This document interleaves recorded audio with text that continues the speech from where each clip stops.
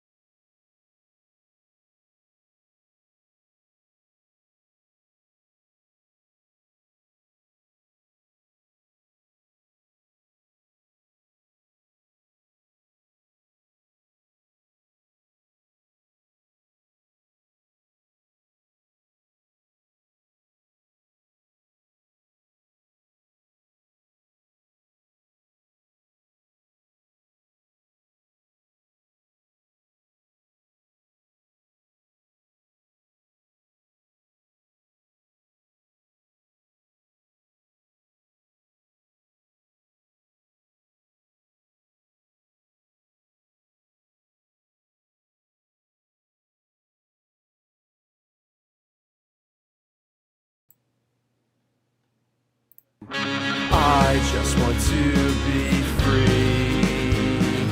It's not so hard to see. Why won't you let me be in total insanity? It's total insanity.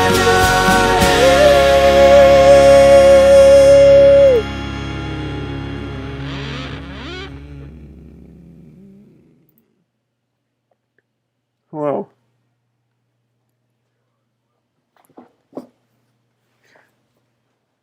Today, on Total Insanity, is a historic day. Please excuse me, I'm just watching the end of Fish Center. Today on Total Insanity, well, it's a momentous occasion. So I hope you're ready for history in the making.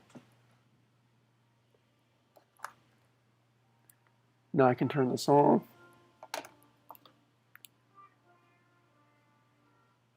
Remote. You're very unreliable. So today's show will start off with a discussion of my discontents and grievances of the art world and the view of low art and my work in relation to each other. We will progress through an analysis, an example analysis of certain films, of what I put on a spectrum of high to low art, and then I will show that the distinctions between them are simply arbitrary and based upon opinions. And then the founding of the new pre-modernist movement will initiate, beginning with a small ceremony and reading of the manifesto. So, let's begin, shall we? So first off, let's bring up my grievances.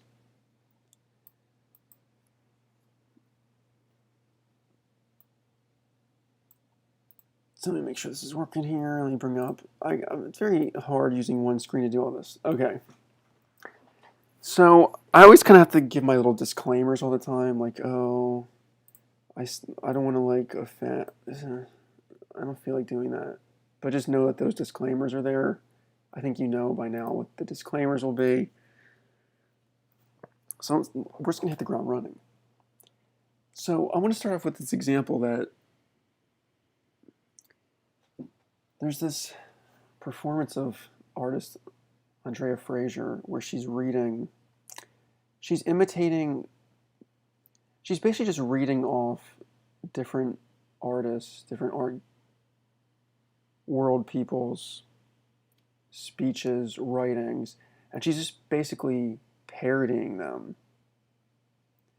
And so when I saw that, I was like, okay, this is like kind of very specific to this world. Okay, like this is, interesting and funny and everything, but how is this parody so much more important than something like the show Documentary Now or a Weird Al parody? Because she got naked at a part of it, it's just that will be an example to start off with. Why is the Holy Mountain film considered art? Probably, I'm assuming, but not Speed Racer. These are arbitrary dividing lines based upon taste, which we will get into. Now, going forward, it's almost like I want to give up value judgments on art. Like it's all subjective. Like I don't necessarily like that point. We can still judge good and bad work, obviously. But at this point, it's like, and I get this argument from people sometimes where they think that because something is bad art, that it's not art. It's still art. And I'm taking the most broad, all-encompassing definition of art here. I mean, anyway. Moving on, the only logical, scientific, objective definition of art is, and this probably isn't perfect, any act of willful creation, or, because the definition has become subjective, every person defines what art is for themselves. I don't necessarily, like I said, I don't necessarily like that it's so open, but I feel like this is the only point. At the point that we're in, this is the only thing that makes sense. Now, okay, this is a little sequence. These are just all notes I'm reading to you that I've collected over the last 2 years.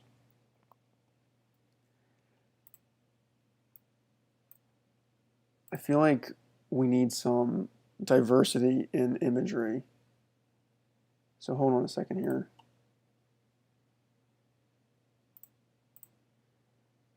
I want to make my head really, really giant now.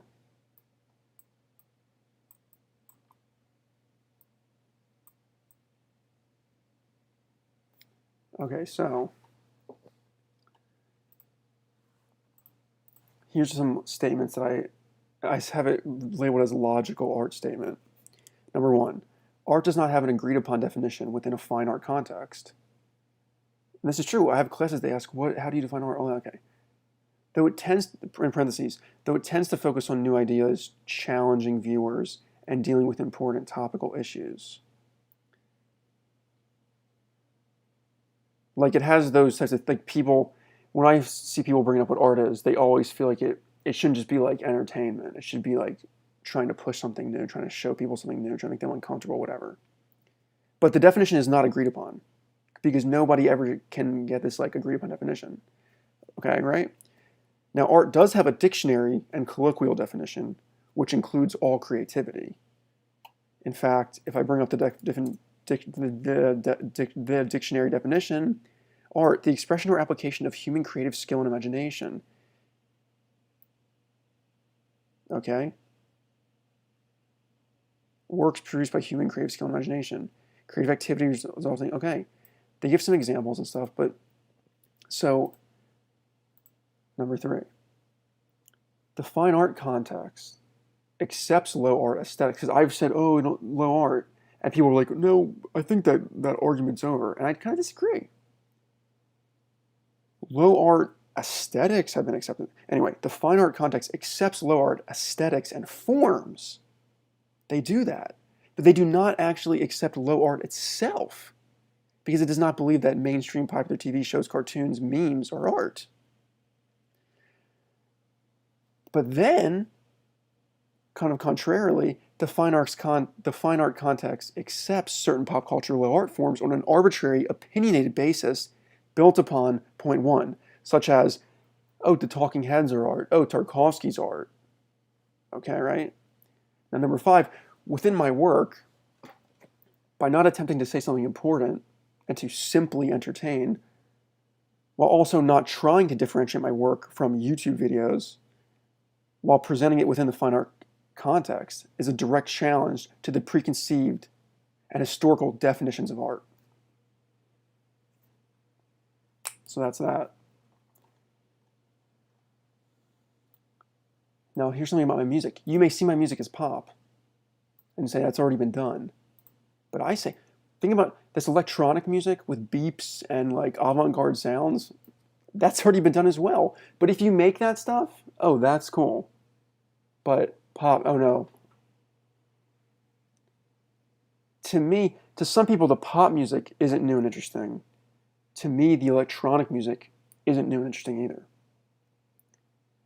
Now, this challenge has come up a little bit less. This came up my first year. Certain people asked me what I was doing that was new. And I noticed that many other people do not get this question. I don't think they're doing things that are that new, but I won't get into specific names. I say, who's doing anything new? Conceptual art has the appearance of being more original, but a lot of it is the same in essence, and it's pretty stale to me, in a way a fine artist might say TV is stale. I have a quote that speaks to that point, but it's at the beginning of the manifesto. We'll get to that at the point.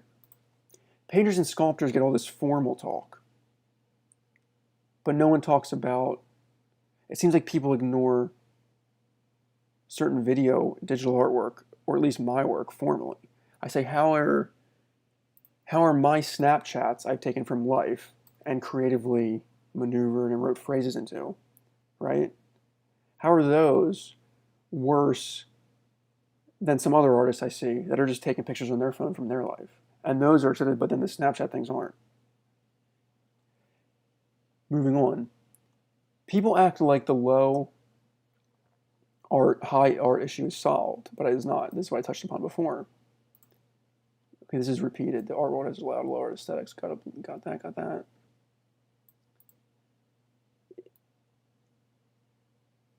And this one I don't know. This is also, I don't know maybe enough about this, but I don't know if this was one of pop art's aims, but if one of pop art's aims, because people always bring up pop art with media and all that stuff, if one of their aims was to include low art in the art world canon and not just imitate it, use it, or draw attention to it, that was unsuccessful. By being tongue-in-cheek about it, while also displaying the work in traditional fine arts context, it was unsuccessful. Rather than including popular art into the fine art world, they basically created their own fine art imitations using low art, pop art, which became a separate, pop art became a separate form from actual low art in the world. Just a comment, I'm sick of everyone looking down on popular media like it's inferior to common denominator or not challenging, complacent. Some isn't good, yes. And the media things I do tend to like are more on the fringes than your average consumer. Because I always am acting like, oh yeah, I like popular media, but really, I don't really like and enjoy the most popular stuff. The stuff I do like in that realm kind of is more niche, esoteric, whatever. There is some bad common denominator. Oh yeah, okay, say. Because people say, oh, there's bad common denominator media art, as I'm calling it. But I say there's some bad common denominator contemporary art. And I don't think people recognize that enough as boring or more of the same. Or maybe they do, and they say, oh, that they don't like it, but they still consider it art. But you don't consider the media form art.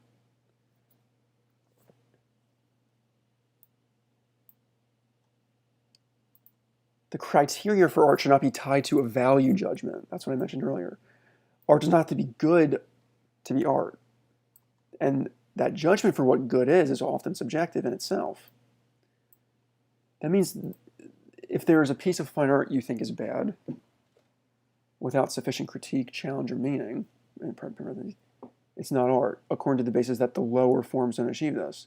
But the lower forms do achieve this for some, and for others, they are not looking for the same things as you are in art, or as the other person may be looking for in art. The question that's been raised of if this stream is art is frankly ludicrous. And I almost said in my opinion, not even in my opinion. I believe it's factually, objectively ludicrous. If I do the work, the defense, the theoretical underpinning, it should be irrelevant of whether you think this is art or not, based upon my conclusions here. I'm trying to say this entertainment form, not just this entertainment form, but the entertainment media form can produce great work. And this is something I don't have written down. Often the monetary aspect is brought in. Oh, there's teams of people. Oh, they're doing this for the money. This company's making it. And that could be a correct critique or a legitimate critique. But at the same time, are there not artists that are making work to sell? Are there not artists using teams of people to make their work? Are there not professional artists in the fine art world specifically making work to appease their dealers that will sell on the market? Give me a break. That is another irrelevant challenge to media art. And my final thing I say, and I think the fact that it seems to bother certain people so much when I call for media to be art shows that it actually may have a challenging aspect the challenging aspect that they say it does not have. Yes, it's entertaining. Yes, it's easy to consume most of the time. But the disdain people have for it, is this not coming from some defensive place? Do they feel threatened by the inclusion of such work into an art context? Or is it the sincerity of the work? Is it closed-mindedness? Is it a difference in philosophy? Is it a superiority complex? Is it a defense mechanism for their own work and art world? Is this popular art really not challenging? But even so, why must art be challenging?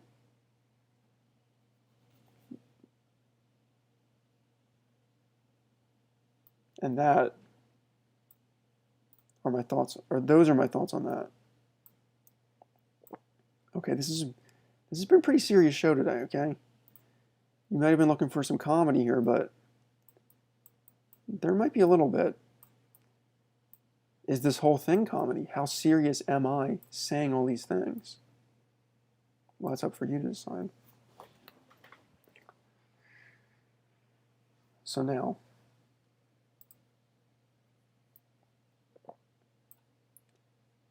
even though I promote the show, people just don't watch it anymore.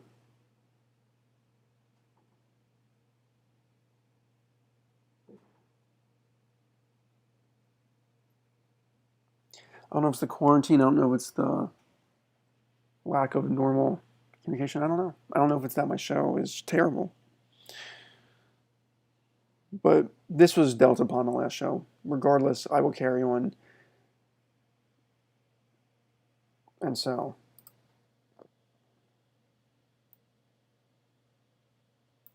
it is time for my film analysis. Let me do this real quick here, actually.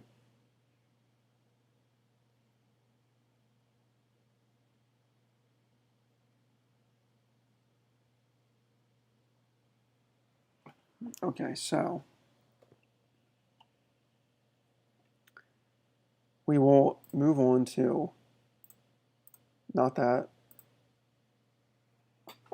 my movie analysis. So, okay.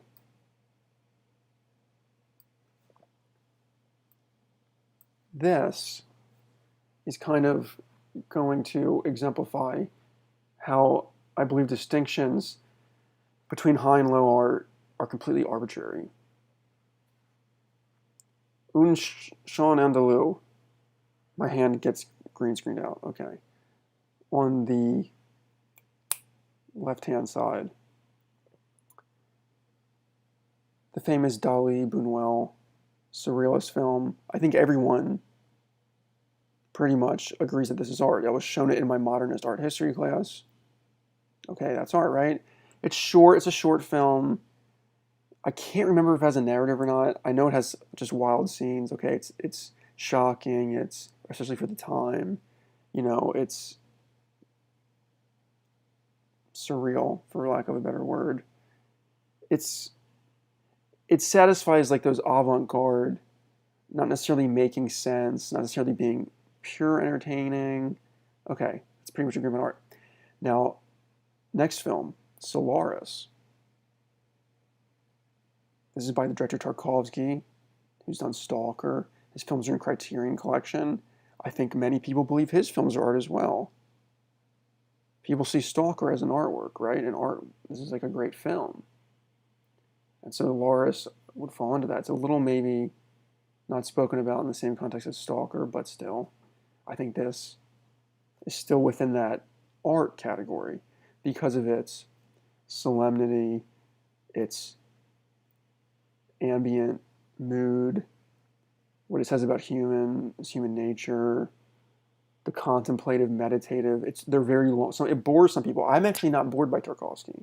As much as you think, oh, I like me. Tarkovsky, his movie Stalker might be 3 hours long and stuff, but I'm not really bored by it. It captivates me for some reason. But he's the very long that maintains an essence of avant-garde. I think still people think, okay, that's art, right? Now, Pulp Fiction, we're getting a little more. It's getting a little more. Okay, some people might say Tarantino's art. Some people might say, he's a little more like entertainment with the bloody slashing. But Pulp Fiction was so critically lauded. People cite it as an excellent film. I think this one, people would lean to art, but this is where you start to see like, okay, but why is that? Why do they start saying it's not? Is it not having an important message? Maybe, or I don't know if it has an important message, but is it not, interesting piece of work aesthetically, thematically, but it's a little more like fun to watch, so questions start to arise. Now, Speed Racer, the film that failed, right? I think many would say this is not art, but I think some might. This is my middle. This is the middle one, yeah. So this, I expected to hate this movie going in when I saw it, and it turned out I think it's a masterpiece. It's by the Wachowski siblings, who did The Matrix and other films that are considered to be pretty good. And so I think like that gives a little credit. Oh, these good directors made this. Okay, could it be art? But oh my God, the graphics are crazy, the visuals.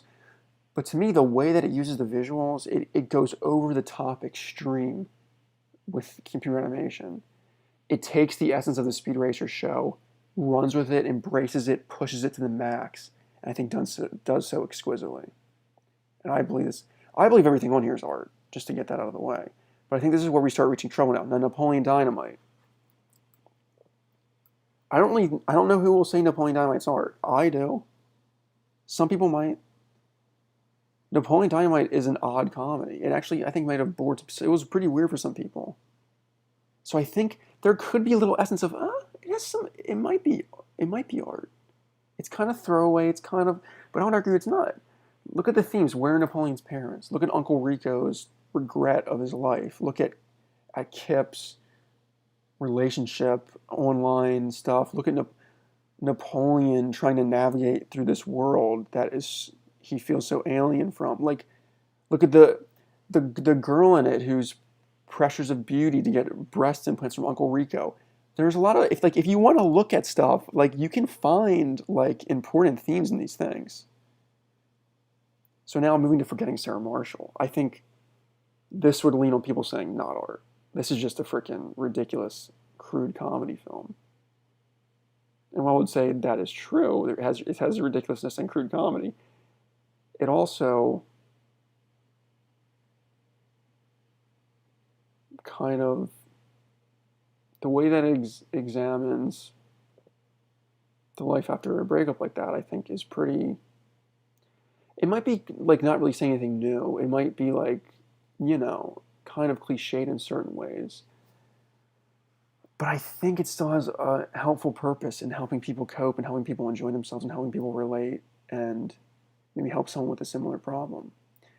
And I think because it's entertaining and funny and light, like as I mentioned in the other statements, this is a good point. What's the difference between Forgetting Sarah Marshall and Solaris or Stalker?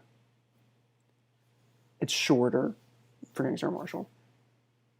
It has more plot happen. It's not as like long and contemplative.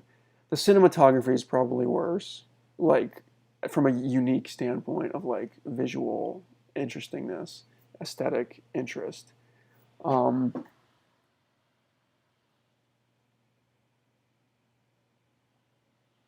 got a text. But are they not really? Both of them are movies that have characters and plot, and you can extrapolate meanings from either one of them.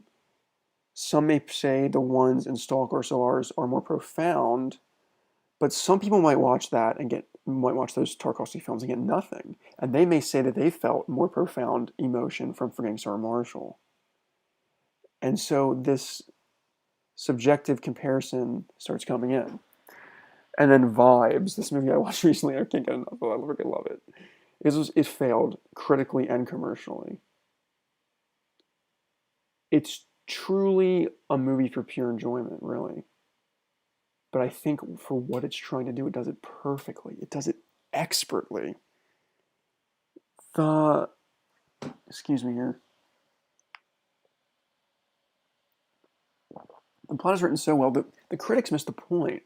The critics try to evaluate it as like it's trying to be some great. It's not trying to be some great, like, profound, serious film. It's trying to be a super fun, enjoyable, good time, wacky story with Cyndi Lauper and Jeff Goldblum. And it succeeds expertly. The writing is great, and I felt legit emotion for these characters. So who's to say that that is not art? And as you can see, it's getting a little repetitive now with my themes. So bring this away.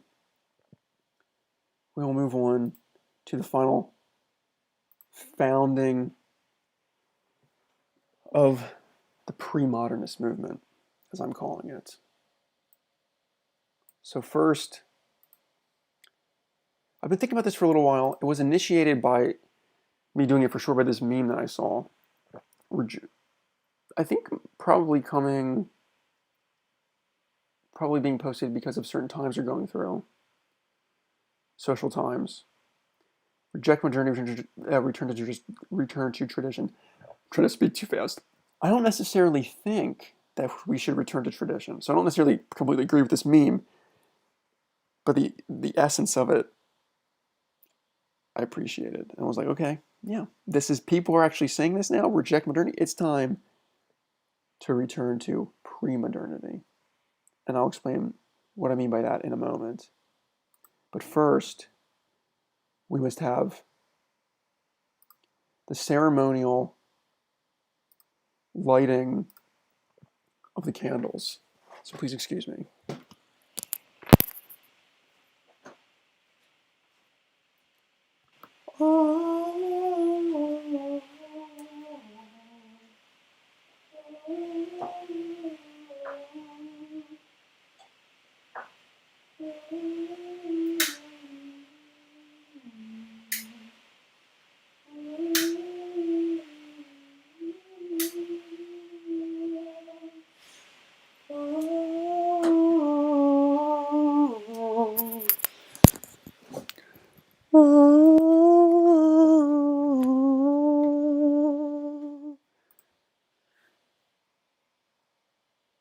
The candles are lit.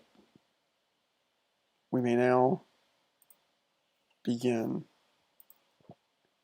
Well, actually, I just thought of something I could do. Hold on a second here. I didn't think about doing this until now. Yes.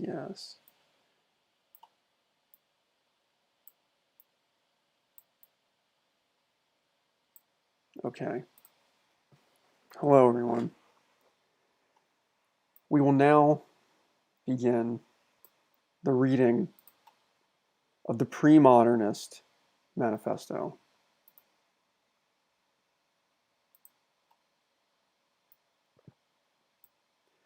Before we get started on the numbered points, it begins with a quote.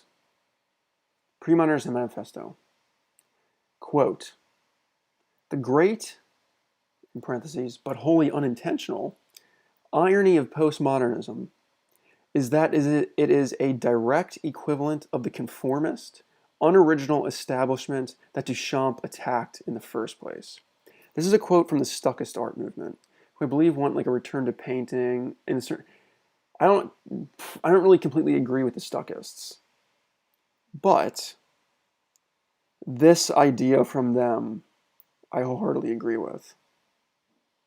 Postmodernism is that a direct equivalent of the conform. Now, I think at the time that it happened, it wasn't, but I think that it has become now the direct equivalent. And they say postmodernism. I would say the art world today in general is a direct equivalent of the conformist unoriginal establishment that Duchamp attacked, and they are now that establishment. They are no longer the avant-garde. I would argue that, not to be so pompous, but I would argue that this type of work, memes, this type of internet stuff that's happening, Adult Swim streams, that is an I don't know if it's, to me that's a new avant-garde. I don't know. Adult Swim streams, I don't know, because I would say it is in the history of art. I don't know if it's too much out of it, but regardless, the reading the manifesto shall proceed.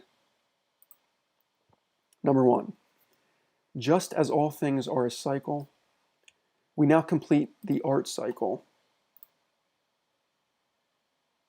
and have gone so far past postmodernism that we now loop around and become pre-modern.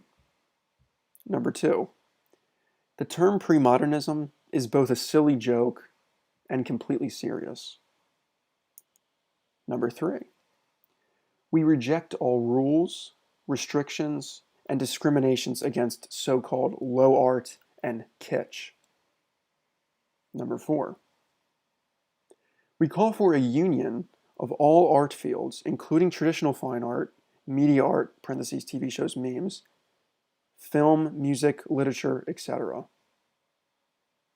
These distinctions, this is me just now riffing a little bit, these distinctions are arbitrary. Now, yes, there has been a traditional fine art world, but it's like, can we not agree we've reached this point? Or what new is happening? Why not open it up? Why not, if other things are opening up, if people are trying to come together more and more, and why not open up the art world? Why not, like, I always just think the distinctions between, it's like, okay, music concrete, how do you say that? And like Stockhausen and stuff, and like, that stuff's like in the art world almost, right? But then like Revolution number 9 isn't that different, but that's like pop music because it's the Beatles. It's like, oh, this, like I said, this film is art by Dali and Buñuel, but this other film isn't art. It needs to be opened up, and that's somewhere new I can see the art world going. Will it happen? I doubt it. At least from my little video here. No, but hey, who knows? And that's the idealism, the sincerity that we bring back from the irony of postmodernism. Anyway, continuing with the manifesto. Number 5, pre-mod is the cool shorthand name for this movement. Number 6, I'm running out of things to add to this manifesto, and that's okay. And finally, number 7, premodernism. I try to speak too fast. Number 7, premodernism learns from both modernism and postmodernism and admits to the potential paradox this implies, as the world itself is full of such things. It's full of such paradox. So that is the manifesto. I reserve the right to add more points to that in the future. And I would like to address, I've heard talk of this meta-modernism and post. There are certain things that have attempted to come after postmodernism, postmodernism, meta-modernism. Meta-modernism came the closest to what I'm thinking about, but from what I read, here I wrote, it's pretty much focused only on dualities, balance, oscillations between modernism and postmodernism. I mentioned kind of that, like kind of incorporating things from both, but pre-modernism is more than just this. While while all these modernisms, while metamodernism essentially incorporates both modernism and postmodernism, premodernism truly transcends. It doesn't incorporate them, it learns from them, but it becomes a new thing and has other aspects that are new. So I would argue that this is separate from metamodernism, which I believe would be a possible critique. And so with that, we've had a very serious art show. We've had a very serious founding of premodernism. And it's too bad my viewership has plummeted, even though I'm still promoting. I gotta send more emails maybe out on the art listserv, I guess. I'm still texting people I know, watch the show. It's not working. That says, I'll take the blame for that. That says something about me, or the time that this airs, because I did change the time. I think it's a combination of the show being from the home and not having people come in as much anymore, not being in the studio with the green screen. I think it's partly quarantine. People don't have these types of, like, I don't know, schedules, remembering stuff, like tuning, or maybe theoretically they'd have more time. Theoretically it should help, but I think it actually might be hurting in a certain way. Number three, wait, I lost train of my thought. It could be the time. I changed the time. It seems since I changed it to Friday afternoon, less people watch. I originally thought this was a bad time. People do things on Friday evening and stuff. I might have to change the time again back to Thursday. This will all, I'm getting text. This will all, you see people, I'm just getting text, people keep saying they're forgetting. People do things. I think 5 might be a bad time. I was doing it, originally I did it 2 p.m. on Fridays. I moved it to 5 p.m. Thursdays to accommodate the schedule for the co-host.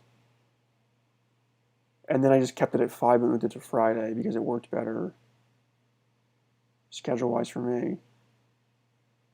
But I think moving forward we may have to change it back to 2 on Thursday or something of that nature. But so the schedule may be changing, but regardless, this has been the founding of premodernism. Go forth. Don't forget to visit the Total Insanity wiki page at totalinsanity.wikidot.com, where you can edit, you can view things about the show. And I believe the Premodernist Manifesto will probably go up on there soon. So that is that. Thank you for watching. And I'd love to have some discussion in the chat and callers, but like I said, the viewership is just not what it used to be. So someone say, don't comment on that, Leo. Don't talk about that. I'm purposely commenting on it. At this point, I know I could pull back and not. I'm purposely commenting on it. That's part of the show. I comment on it. It's part of the shtick. Is it a good part of the shtick? Remains to be seen. So, this has been a very talkative episode, a very discussive episode, a very verbose episode. So as I said, thank you for watching. This has been Total Insanity, the founding of pre-modernism.